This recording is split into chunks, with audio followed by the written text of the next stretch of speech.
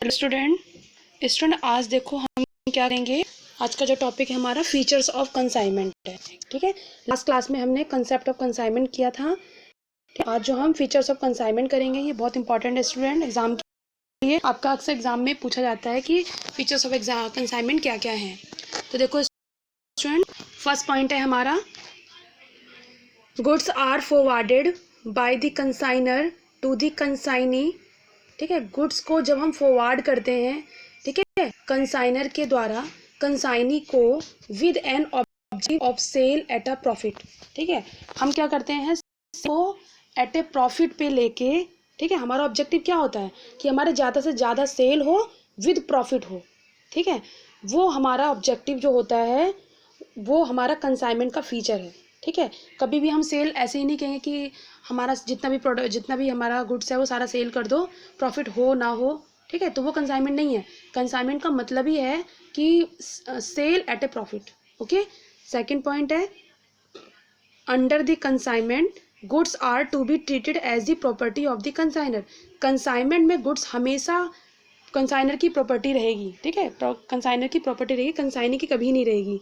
And to be sold at his risk entirely, और वो उसको बेचने के लिए हमेशा प्रिपेयर रहता है, रिस्क पर, पूरे कंप्लीट रिस्क पर, मतलब उससे प्रिपेयर रहता है सेल कराने के लिए। ठीक है, कंसाइनी से। Consignee does not by the goods, consignee क्या करता है, गुड्स को खरीदता नहीं है, वो क्या करता है, सिर्फ उससे लेता है और उसका सेल कराता है। He merely undertakes to sell them on behalf of the consignor. Okay, वो क्या करता है, उससे गुड्स को लेता है और उससे उसके बिहाफ पे उसे सेल करता है। He is not responsible for any loss और even for any destruction and damage for the goods. ठीक है, वो किसी भी लॉस के लिए, किसी डिस्ट्रक्शन डैमेज के लिए वो रिस्पॉन्सिबल नहीं है कंसाइनी। ठीक है, पूरी रिस्पॉन्सिबिलिटी किसकी है, कंसाइनर की। But the consignee should not show any negligence, लेकिन कंसाइनी ऐसा नहीं कि वो कोई नेगलेंस दिखाएगा। ठीक है, उसको सेल करना है तो उसकी भी कुछ थोड़ी भी जिम्मेदारी है जो उसे खुद से करनी है। ठीक है, और लेकिन उसके लिए हम इसको रिस्पॉन्सिबल नहीं कह सकते, लेकिन हाँ वो खुद से मतलब अपने मतलब नेगलेंस उसके लिए नहीं होना चाहिए। ठीक है, the consignor does not sell the goods to the consignee. Consignor क्या करता है, कंसाइनी को सेल नहीं करता है। ठीक है, मैंने अभी बताया आपको, वो गुड्स फिर क्या करता है, देता है उसे। Therefore he cannot ask the consignee to pay the price of the goods। ठीक है, और इसके लिए वो क्या नहीं कर सकता, कंसाइनी को गुड्स का प्राइस पे करने के लिए नहीं कहेगा। ठीक है, कि आपको मैंने इतना गुड्स दिया है उसका पैसा मुझे दो। ठीक है, वो उसको फ्री ऑफ कॉस्ट भी उसको देगा सेल कराने के लिए, unless they are sold and the sale proceed are actually realised. Okay, आगे देखो, नेक्स्ट पॉइंट है हमारे student, the consignee agrees to sell the goods for an agreed rate of commission.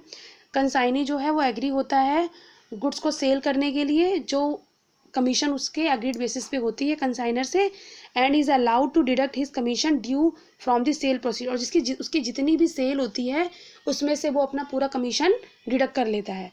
उसके बाद ही जो अमाउंट रिमेनिंग बच जाता है वो उसको रिटर्न कर देता है कंसाइनर को। Okay, the agent enters into the picture only when he sell the goods and realize the amount। Agent क्या करता है, केवल पिक्चर में एंट्री करता है, गुड्स को सेल करता है, रियलाइज करता है, अमाउंट को मतलब रियलाइज करता है, कलेक्ट करता है। He become indebted the for the amount realise on behalf of the principal, और उसको जो भी प्रिंसिपल कंसाइनर ने दिया है उसको फॉलो करके, ठीक है, वो अमाउंट को रियलाइज करता है। The relationship between the consignor and consignee is that principal and an agent. ठीक है, हमेशा कंसाइनर और कंसाइनी के बीच में हमेशा जो रिलेशन रहेगा प्रिंसिपल और एजेंट का रहेगा। मीन कंसाइनर जो है वो प्रिंसिपल है और यहाँ पे कंसाइनी जो है वो एन एजेंट है। ठीक है, नेक्स्ट पॉइंट है हमारा, देखो student, as it is not a sale whatever the consignee does it is on behalf of the consignor, and therefore all legitimate expenses incurred by the consignee for receiving and selling the goods should be reimbursed। Okay, यहाँ पे बता रहे consignee जो है वो behalf of the consignor के मतलब cell के लिए अगर उसे कुछ लेजिटिमेट एक्सपेंस करने होते हैं, जो लीगल एक्सपेंस अगर उसे जो जरूरी है वो करने होते हैं, तो वो सारे एक्सपेंस उसको मिल जाते हैं। जब वो सेल करता है तो सेल का जब अमाउंट आता है तो उसमें से वो अपने एक्सपेंस, अपना कमीशन, अगर उसने एडवांस भी दिया होता है तो वो सब डिडक्ट कर लेता है, ठीक है। मीन उसे सब कुछ रिटर्न मिलता है। नेक्स्ट पॉइंट है, अब देखो स्टूडेंट हमारा, any stock remaining unsold with the consignee belong to the consignor. Consignee के पास अगर कुछ भी गुड्स जो है अनसोल्ड अगर रह जाता है, ठीक है, वो जो उससे नहीं सेल हो पाया, वो अनसोल्ड स्टॉक जो है वो कंसाइनर को रिटर्न कर देता है। Okay, as the consignee act on the behalf of the consignor. Consignee जो है पूरा कंसाइनर के बिहाफ पे एक्ट करता है। And the profit and loss on the sale of goods sent on consignment belongs to the consignor. और profit और loss जो भी होता है सेल का, वो कंसाइनर को, कंसाइनर से मतलब बिलोंग होता है, ठीक है, वो कंसाइनर को पूरा क्लियर करता है, ठीक है। अब देखो स्टूडेंट, हमारे आज की जो हमारे कंसाइनमेंट के जो फीचर्स थे वो हमने कंप्लीट कर लिए, ठीक है। और आज का टॉपिक हमारे यहाँ पे कंप्लीट हो गया है, ठीक है।